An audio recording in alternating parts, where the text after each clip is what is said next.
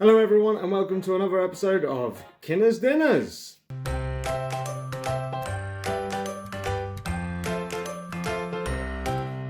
Today we're going to be doing a classic Italian dish, Bolognese. Bolognese, or as it's also known in Italy as ragu alla Bolognese, is a meat-based sauce typical in the city of Bologna. Bologna. If there's anyone from Italy watching this, please let me know how badly I pronounced that city.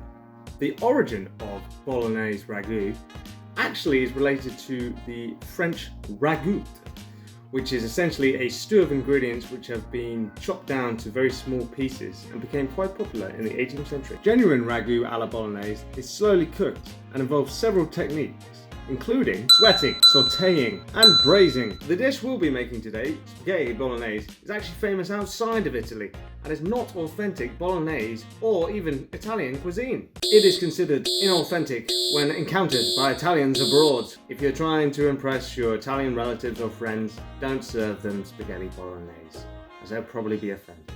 It's like trying to give an Englishman fish and chips when in actuality you've given him, fish and crisps. Classic ingredients include a characteristic sofrito, which is onions, celery and carrots, different types of mince or finely chopped beef, alongside a small amount of fatty pork, white wine, milk, and a small amount of tomato concentrate or tomatoes. However, the recipe we're going to be doing today is a little bit different.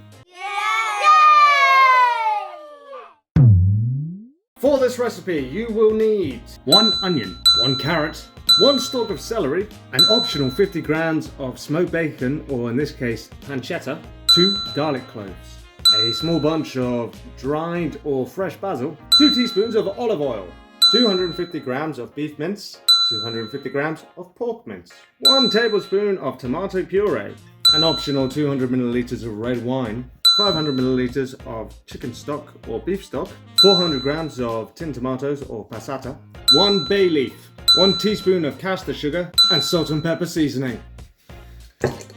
Right, first step, peeling and cutting onions, celery and carrots.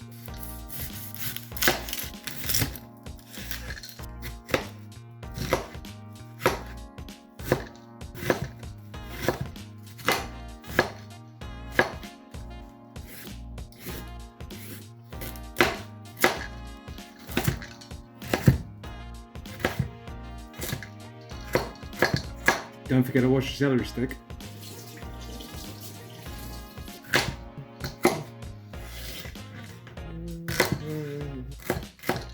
Now you're going to want to keep your carrots and celery in one bowl and your onions in another bowl for later. Peel and crush your 2 garlic cloves, either using a knife or a peeler.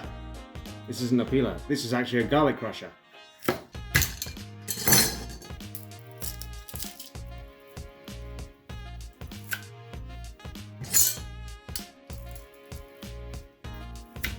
This too shall be put to the side for later use. Don't forget to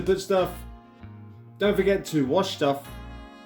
Don't forget to tidy as you cook. It just, saves time at the end where you don't have to cook and clean. Get your partner to do it. I don't know. This is what I'm telling you. I've got a dishwasher, so this is easier. Obviously, if you've got to pay attention to cooking, then don't stop cooking halfway through and start doing the dishes. That's a terrible idea. Why would I even suggest that? Now at this time, if you have fresh basil, pick the basil leaves off the stalk. I did have fresh basil. Unfortunately, the plant died. So, guess I'm just going to have to use dried basil. Now at this stage, you're going to need a heavy bottom pan on a medium to high heat. What you want to do is you want to stick a little bit of olive oil, just enough to cover the bottom of the pan. When I say cover the bottom of the pan, what I mean is it will spread, not cover the whole bottom of the pan. Otherwise you're going to have really sort of greasy meat. Now once your pan's at temperature, start browning off your meat in small batches. To Depending on the size of your pan, this may be one batch or there may be several batches. The trick is to not overcrowd the pan, because that goes from browning the meat to actually stewing the meat.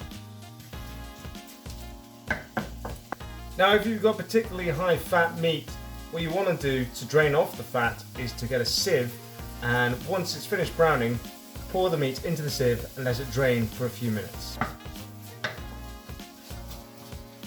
Keep breaking up those large chunks.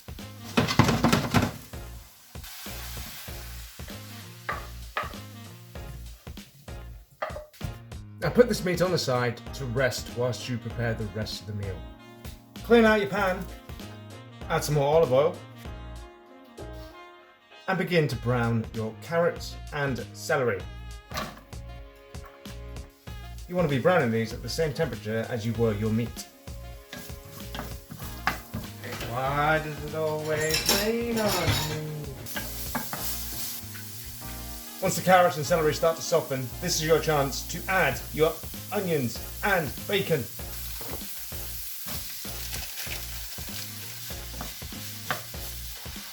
It should be noted that, again, like your meat, depending on the size of your pan, you probably don't want to overcrowd it, so you may have to do the vegetables in batches. I chose to ignore my own advice.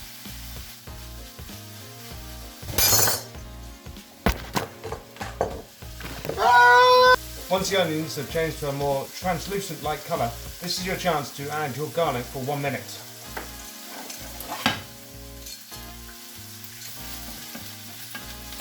Don't forget to stir!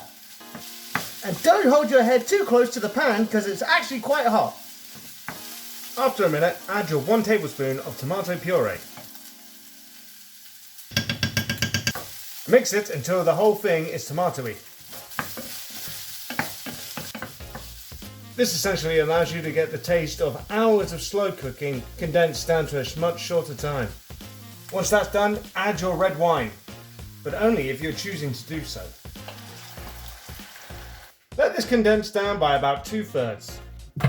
Whilst that's going on, this might be a good opportunity for you to make your chicken or beef stock.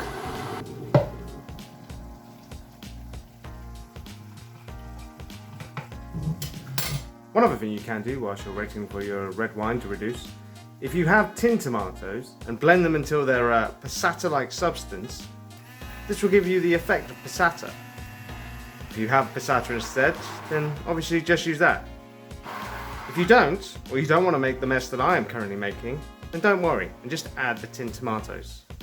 Please remember to hold your tinned tomatoes if you are hand blending it, as it goes everywhere. Now, in a large pan, you want to add the following ingredients. All of them. Add your vegetables. Add your meat. Add your chicken or beef stock. Add your passata / tinned tomatoes. Give it a mix.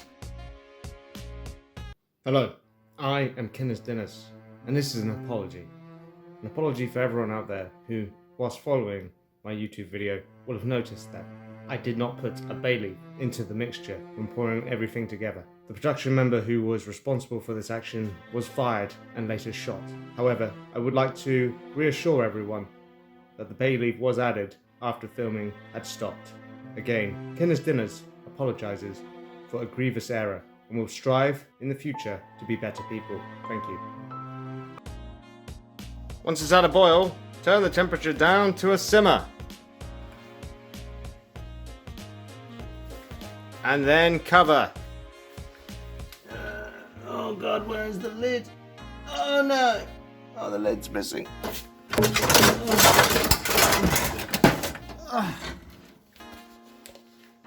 Lid. Now, you're going to want to leave this for about 1.5 to 2 hours. Halfway through, you're going to want to take the lid off. This will allow the liquids to reduce and the sauce to thicken. Whilst you're waiting for the sauce to finish cooking, this will give you the ample opportunity to do such things such as cleaning, having a drink, playing with kids.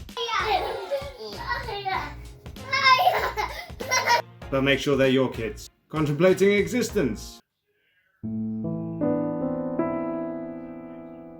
Shaving your head.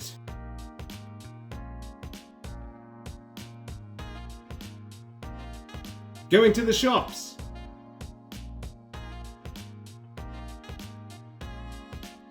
But then realizing you can't go to the shops.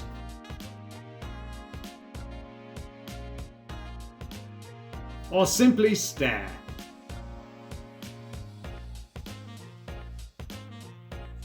So 10 minutes before the end of the cooking process, you'll probably want to get some boiling water, add a little bit of salt, and then you're going to want to add some spaghetti. You're going to want to cook this for about 9 minutes. This is also the perfect time to add the remaining ingredients to your ragu alla bolognese, which is 1 teaspoon of sugar and 2 teaspoons worth of basil. Yes.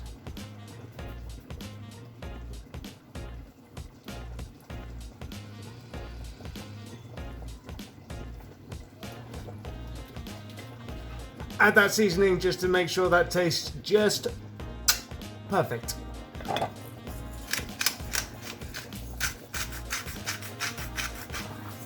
Don't forget to stir spaghetti so it doesn't stick.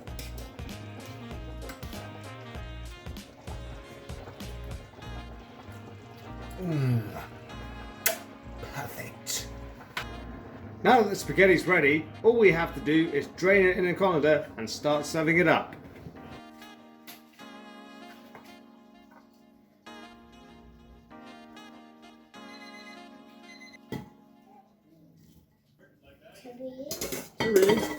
Oh, jelly. Jelly's tomorrow, buddy. Jelly. Tomorrow. Now as the ragu sauce. Don't forget to take the bay leaf out before you serve up.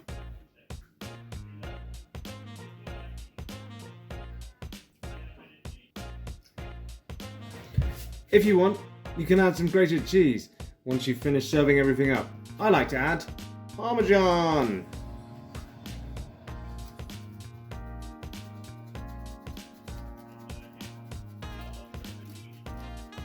And there we have it, a delicious spaghetti bolognese.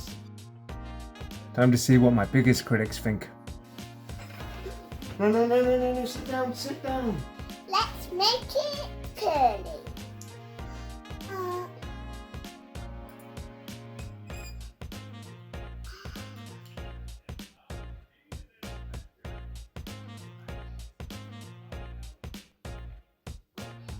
Was it good?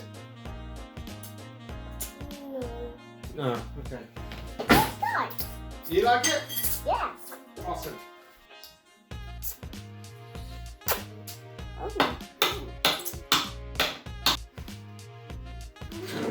Mummy's gonna say to you, this is the great dinner. If you eat a lot of spaghetti and get it all over your face, it's probably going to feel quite hot, buddy.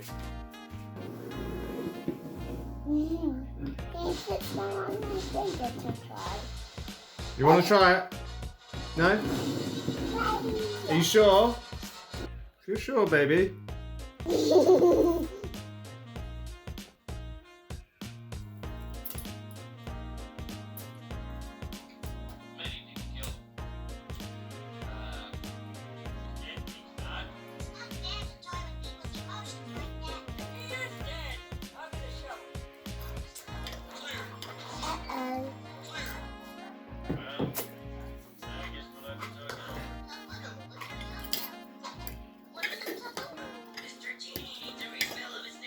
You eat all of it? Oh, ew! Don't get messy on me. Oh, Maisie, you are also pretty Maisie. You almost finished. Because I like this. Well, there you have it. Another successful dinner by Kinner's Dinners. I hope you've all enjoyed. Remember to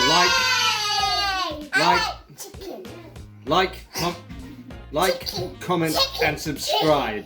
Chicken. Say bye. Bye.